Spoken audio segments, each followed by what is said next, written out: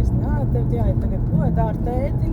Es nezināju, labi, es ar tēti, tāpēc, ka var bišķi ilgāk uzspēlēt spēli.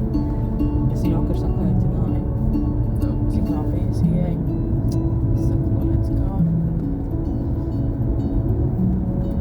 kā ir, ja tu nebūtu, ja būtu klausījis, tu nebūtu iznesis otru spēli ārā un sasits.